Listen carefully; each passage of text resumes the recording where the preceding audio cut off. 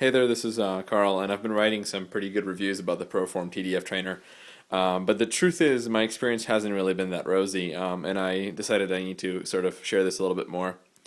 Um, Basically, the unit arrived and it worked barely a day, and it was having issues with sort of a clicking noise that was coming every time it was tilting back and forth.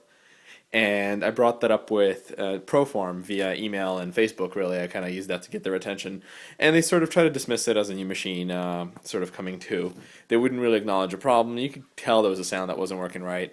And then eventually it got stuck calibrating with the downhill position, which I've seen other people say they've had that too. And at that point, they acknowledged that there is a part that tends to break on shipping, or so they say, and it needs to be replaced. Well, the unit sort of came back to life, and it would still make a clicking noise, a loud one at that, when it was rotating through its incline.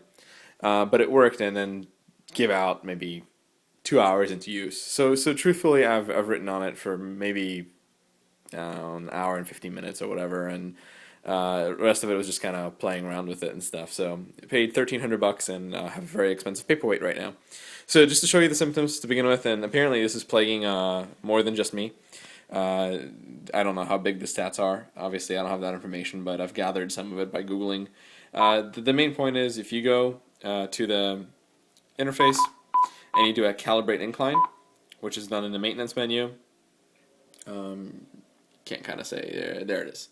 Calibrate incline. It will do several things. One is it will do absolutely nothing at all, which is what my unit is doing right now. And there is some information on the screen giving me that information that it actually finished the test. There it is. So it's running and it's going to finish up here in a second. As you can see or hear, machine's not moving. It gives an error. It was giving this error when it got stuck as well. But that's what it is. So I went ahead and reported it to them after much sort of back and forth emails. It said broken part. We're going to go ahead and ship you a new one, but it's on back order, whatever that tells you. I waited 5 weeks just to get this unit. And by the way, I didn't get it right away. I had to raise hell to actually get the unit shipped to me. Waited 3 weeks, got the part, and it's this thing right here. And it's been sort of 2 days now. Truthfully, FedEx had delivered it on Saturday. They obviously know it got delivered because they have the tracking info. I have to wait till I get in touch with them, or manage to get in touch with them, to get this part replaced. Or I can do it on my own, but I have zero instructions besides the blowout that came with the thing. So now it's Tuesday.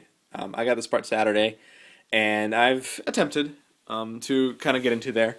Turns out this thing is really difficult to unravel for several reasons. One, it's built kind of like a bicycle, and that makes certain tools necessary. The other is that it's kind of cryptic. First of all, there's a piece of plastic that goes here that is held in. That is held in by two screws. There's a plastic that screws. You can see the holes right here. They go in to these little spots right here. Got to get those removed. Plastic pops off, exposes some computer chips and a blinky red light. That's all fine and dandy. Then you start pulling off these little covers and removing these bolts right here. This one and this one. Same things on the other side. You get those out, and this piece of plastic is still pretty on tight. What you realize is there is a piece of plastic covering the back. That has to come off. This screw has to come out. And then you finally kind of get this whole piece loose. There's actually an extra screw on the back side of here. Somewhere underneath here that I can't really see from this angle. Nevertheless, you got to pull that sucker out, and you probably need to get the pedals off for the sake of making everything easy. These are covered by plastic. They pop out.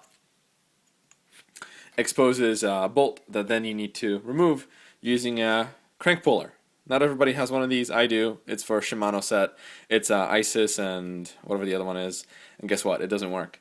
I can't get that in there. So this actually has a different kind of crank. So now I have to figure out what to use. It looks like it's a square. They haven't provided me with any of those details, so I'm kind of stuck on my own until they finally answer my emails. It hasn't happened yet. So kind of stuck waiting. Have a dead paperweight ProForm TDF trainer. slightly annoyed, hoping to share this experience with others.